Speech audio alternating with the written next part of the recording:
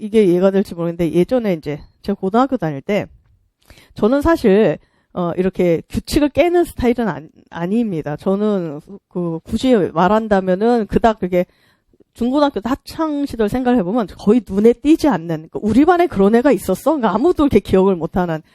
그러니까 뭐냐면 드드러지지도 않지만 그렇다고 말썽을 전혀 일으키지도 않는, 오로지 이제 선생님이 하라면 하는 대로 하는 이런 스타일의 학생이었거든요.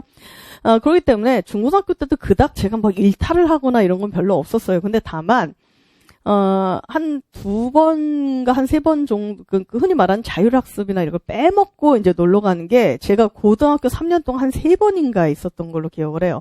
근데 그 중에 2번은 안 들켰고, 1번은 들켰어요. 들켰는데, 이제 어떤 일은 그게, 이제 제 친구랑 그 당시 이제 자율학습 빼먹고 놀러 가자 해서 이제 놀러 가고 했는데, 문제는 이제 어디서 발생했냐면, 그 당시 같이 놀러 갔던 이 친구의 어머니가 당시 선생님이셨어요. 고등학교 선생님이셨어요.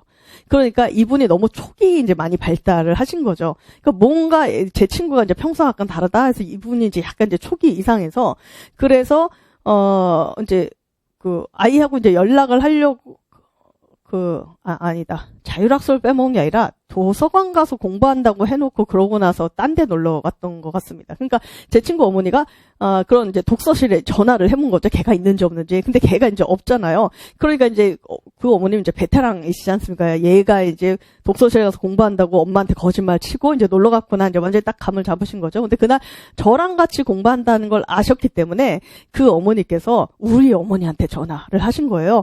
그래서 얘네들 지금 어디 갔는지 빨리 잡아야 된다. 뭐 이런 식으로 전화를. 근데 지금 이 모든 과정은 제가 나중에 알았어요. 그때 그 당시 안 게 아니라 일단 그래서 이제 난리가 났고, 그래서 결국 그날 이제 실컷 독서실 땡땡이 치고 우리 놀다가 집에 들어가서 제 친구는 그날 이제 엄마한테 이제 엄청나게 야단을 맞고, 근데 저는 그날 집에 가서 아무 일도 없었어요. 다녀왔습니다. 근데 우리 어머니가 아무 말씀도 안 하시고 뭐 아무런 반응이 없으셔서 저는 그날 저녁에도 우리 어머니가 그 사실을 알고 있는 줄 몰랐어요. 올랐거든요. 그래서 그냥 일상생활을 하고 다음날 이제 학교 와서 이 친구를 만나는데 이 친구가 그러더라고요. 저보고 너 어제 엄마한테 야단 안 맞았냐? 그래요. 그래서 아니 왜 야단 안 맞았네? 그랬더니 자기는 엄마한테 들켜가지고 어제 땡땡이 치고 들켜서 엄마한테 막 야단 맞았는데 우리 엄마가 너희 엄마한테 전화를 했대. 근데 너 엄마한테 야단 안 맞았어? 그러더라고요. 그래서 제가 아니 야단 안 맞았는데. 그래서 그제서야 제가 깜짝 놀란 거예요. 어제 내가 이렇게 땡땡이 치고 논 거를 우리 엄마가 어제 알았구나.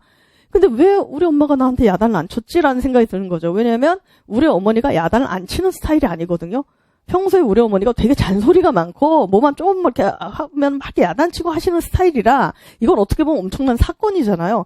100% 우리 어머니가 이렇게 제보를 들었으면 저를 막 야단을 쳐야 됐을 것 같은데 의외로 아무 말씀이 없이, 그래서 그 다음날 제가 오히려 놀래가지고 어떻게 하지? 엄마가 이걸 알고 있단 말이야. 근데 왜 어제 야단을 안 쳤지? 막 그러면서 이제 제가 이제 두근두근한 거죠. 근데 이제 제 친구가 얘기를 해주기를 이제 본인 어머니한테 이제 들은 거죠. 우리 엄마가 그래서 어제 화나서 너희 엄마한테 전화를 했대. 그래서 이제 친구 어머니가 하신 말씀을 저한테 들었는데, 그러면서 이제 우리 어머니한테 빨리 이놈들 잡아야 된다고, 독서실 지금 땡땡이 치고 어디 가서 무슨 짓 하는지 모르니까 빨리 잡아야 된다고 막 그랬대요. 그랬더니 우리 어머니가 친구 어머니한테 그러셨다는 거죠.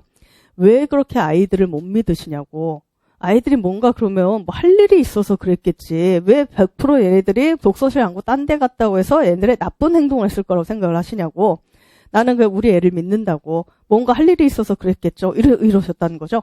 그래서 이 친구 어머니께서 그 말을 듣고 스스로가 되게 좀 부끄러웠다. 내가 이제 교사인데, 어떻게 보면 학부모한테 이제 이런 얘기를 들은 거니까 되게 부끄러웠다라는 이야기, 그런 이야기까지 제 친구한테 해줬다는 거죠.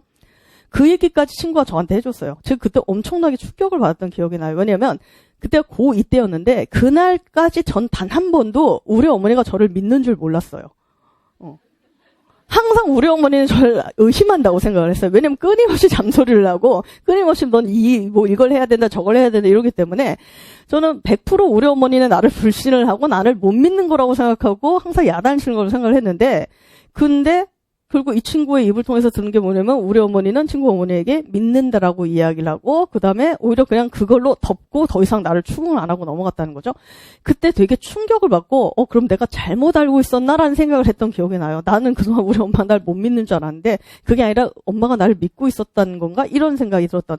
그 다음부터 이제 고2, 고3 이렇게 되면서, 중간중간에 이제 좀 그런 경우 또 있었어요. 뭐 친구가 놀러 가자라든가 뭐라든가 이런 거 있으면 저도 모르게 약간 그런 생각했던 기억이 나요. 막 놀러 가고 싶지만 그때마다 이 에피소드가 떠오른 거죠.